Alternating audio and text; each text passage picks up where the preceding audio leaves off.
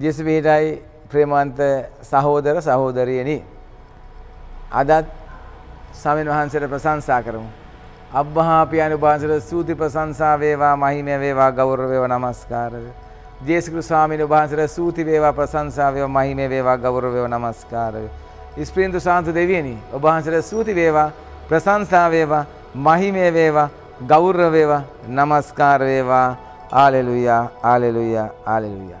ප්‍රේමවන්තයනි ස්වාමීන් වහන්සේ අපි ප්‍රශංසා කළ යුතු වෙනවා. මන්දයන් උන්වහන්සේ දිනෙන් දින අපිව ආත්මිකව පෝෂණය කරන නිසා උන්වහන්සේ ජීවමාන වචනයෙන් පෝෂණය කරන නිසා අපි උන්වහන්සේලා ස්තුතිය ප්‍රශංසා ගෞරවය නමස්කාරය පුද කළ යුතු වෙනවා. ඒක කළ යුතුයි. ක්‍රිස්තියානි අපි ඔය කියන අත්දැකීම ප්‍රේමවන්තය නඩත්තු කරගන්න.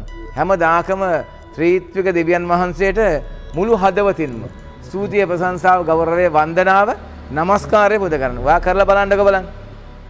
නැගිට්ට ගමම්ම ඔයාගේ මුළු හදවතින්ම නමස්කාර කරන්න.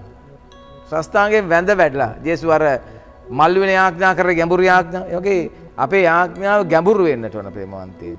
අපි අපිව හිස් කරගන්න. තමකම නසා ගන්නට ඕන. තමා කවුද කියන එක අමතක කරලා කියලා තම ලෝකාකාරයෙන් ඇවිලා මවාගෙන ඉන්න චරිත තියෙනනේ. ඒ වලින් හිස් වෙලා ප්‍රේමවන්තයනි ගැඹුරු යාඥාවේ ජීවිතය යන්න ඕනේ කාලය ඇවිල්ලා තියෙනවා. ඒ නිසා අපි මේවත් අයිති කරගන්න හැමදාම සුභාරංචි තුලින් ලස්සන පණිවිඩයක් දෙන අපි අවදි කිරීමක් කරනවා. ඒව අල්ල ගන්නට ඕන. එක කණකින් අහලා අනිත් කණින් පිට කරන වැඩක් නෑ. අද වෙලා තියෙන ඒක නිසා අද පළ දරන්නේ නැහැ මිනිස්සු. අර මග දෙපස ගල් බිමේ කටු පඳුරු වල හරි වැටිච්ච බීජ වගේ තමයි. ඒ නිසා ප්‍රේමවන්තයනි අතුලාන්තේ සර්වපසක් වුණා නම් කොච්චර අද මිනිස්සු පළ දරලාද? අද පුරන් වෙලා තියෙන්නේ. අතුලාන්තේ පුරන් වෙලා වල් බිහි වෙලා තියෙන්නේ. හිතන්න ප්‍රේමවන්තයනි මේ කියන දේවල් ශුද්ධාපන වහන්සේට ප්‍රේ කළා යාඥා කළ හිතන්න. අද දවසේ ස්වාමීන් වහන්සේගේ සුභාරංචිය තුළ අපිට කතා කරන්න ප්‍රේමවන්තයනි උන්වහන්සේගේ ධර්ම දූත ක්‍රියාවලියට දෙන්න යවන අත්දැකීම ගැන කතා කරමු. උන්වහන්සේ යන්න අදහස් කරපු නගරවලට උන්වහන්සේ කලින් දෙන්න යවනවා. උන්වහන්සේ කියනවා අස්වැන්න බහුලයි ගොවිහු විරලයි. අස්වැන්න බාර හිමියට යාඥා කරන්න කියලා. කරන්න ඒක. ඔබට තේරෙනවා එන්නෙන ජනතාව වැඩි වෙනවා. ජනගහනය වැඩි වෙනවා. මේ ප්‍රායෝගික දේවල්. මිනිස්සු ඉතිහාසයට ප්‍රමාණය එන්න වැඩි වෙනවා. ඊට සාපේක්ෂව අපේ පූජකයන් පැවිද්දෝ දේව සේවය කරන ගිහියෝ වැඩි වෙන්න එපා. ඒකට අපි යාඥා කරනවා. ජේසුස්නේ කියන්නේ. දීපයන් වහන්සේට කන්ලා කරන. ඔබ එහෙම කරනවද? මේ ප්‍රායෝගිකව හිතන්න අපිට සැබෑ පූජකයෝ දෙන්න. සැබෑ එඬේරු දෙන්න කියලා යාඥා කරනවද? කරන්න. ජේසුස්නේ කියන්නේ. ඒ නිසා ඕනකම තියෙනවා. මේ ආත්ම ගලව ගන්න සැබෑ පූජක පැවිදි ඕන. එනස යාඥා කරන්න. ඊනස්සේ මෙතන ඒ කතාව කියනවා.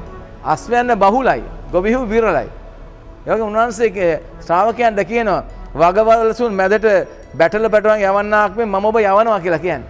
වගවලසුන් මැදට යවන්නේ බැටළු පැටවන්. ඊට උන්වහන්සේ කියනවා ඔබ ගෙදරකට ගියාම ඒ ගෙදර ආචාර කරන්න. සුබ පතන්න. ඒ ගෙදරයි සුදුසු නම් ඔබේ සුබ පැතුම යට වැටෙනවා. නැත්නම් ඔබ වෙත ආපසු වෙනවා. ඇත්ත කතාව. ඔබ යාඥා කරන්න ඔබන් මම යාඥා කරන කණ්ඩායම කෙනෙක්. අපි පල්ලන්සේට බ්‍රහස්පතින්ද යාඥා කණ්ඩායම. අපි අවුරුදු 25ක් පුරා ගෙවල් ගාන ගිහිල්ලා අපේ කතෝලික අපේ සුභාරංචිය දේශනා කරනවා අපි. දේවමෑණියොත් එක්ක ගිහිල්ලා කරන්න. ඉතින් අපි දකිනවා සමහර ගෙවල් වලට ගියාම ඒ යාඥා කරද්දී ඒ ගෙදර අයට ඒ යාඥාව වැටෙනවා. ඇයි ඒ? ඒගොල්ලෝ යාඥාව කරේ විශ්වාසයක් තියෙනවා. ඒගොල්ලෝ ඒ මදහත්කාරකම යාඥාවෙන් පිහිටක් තියෙනවා කියලා විශ්වාස කරනවා. ඒ අයට පිහිට තියෙනවා. සමහර ගෙවල් වල අපිට මතකයි අපි යද්දි ටීවී එක දාලා ඒ අත්දැකීම ටීවී එකත් එක්ක ඉස්සරහින් වෙනම ලෝක අල්ලාප සල්ලාප පේදිලහක් කියලා අර නිකරණ එන්න කියනවා යාඥා. ඒක ප්‍රතිඵල නැහැ.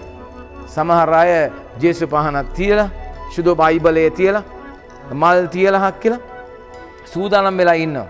අපි ගෙදරකට යන්න ඉස්සෙල්ලා ප්‍රේමවන්තයන් ඒගොල්ලෝ කොන්තයක් කියලා ඉන්නේ. ජපමාලේ කියලා. පේවිලා වගේ ඉන්නේ. ඒ ගෙදර නියත වශයෙන්ම දේවාශිර්වාදේ බහුලව ලැබෙනවා. මොකද ඒගොල්ලන් සූදානම් වීම, කැපවීම, ඒ තියෙන පිපාසය, දෙනන්සේ කර ඇදහිල්ල ප්‍රතිඵල තියෙනවා. අද එහෙම නැහැ. මිනිස්සුන්ගේ කැපවීම නැහැ, වැයවීම නැහැ, උවමනාව නැහැ. යාඥාව ජීවිතයක් නැහැ. මැජික් බලාපොරොත්තු වෙනවා. කිසි දෙයක් නොකර. ඒ නිසා ප්‍රේමවන්තයනි, එදා ජේසුස් වහන්සේ කිව්වේ ඒකයි. ඔබ ගෙදරකට ගිහිල්ලා කියලා ඒ ගෙදර ආචාර කරද්දී ඒකේ සුදුසු නම් තමයි වැටෙන්නේ. නැත්නම් අපි වෙත එනවා. ඒ වගේ තමයි ප්‍රේමවන්තයනි උන්වහන්සේ මෙතන කියන බිය වෙන්න එපා කියලා කියන්නේ. අපිට මේ අපේ නාය යුක්තිය දේව කැඳවීමට අපිට සාක්ෂි දරන්න කියලායි කියන්නේ. ඒ නිසා අපි නොබියව දේව රාජ්‍ය උදෙසා ආත්ම ගැලවීම උදෙසා යමක් කරන්න ඕන කාලයක තියෙන අස්වැන්න බහුල නිසා. ඒ නිසා ප්‍රේමවන්තේනි යාඥාව තමයි තියෙන්නේ කරන්න. හදවතින් ස්වර්ගයේ දෙවියන් වහන්සේ යාඥා කරන සැබෑ එඬේරුංග සැබෑ ගොවියන් වෙවන්නට කියලා. ඒ සඳහා අපි හදවතින් දිවසප්‍රසාද පාමුලට ගිහිල්ලා දේව පාමුලට ගිහිල්ලා දේව අම්මත් එක්ක එකතු වෙලා යාඥා කරමු. ජේසු ජීවමානයි. ජේසු බීජයි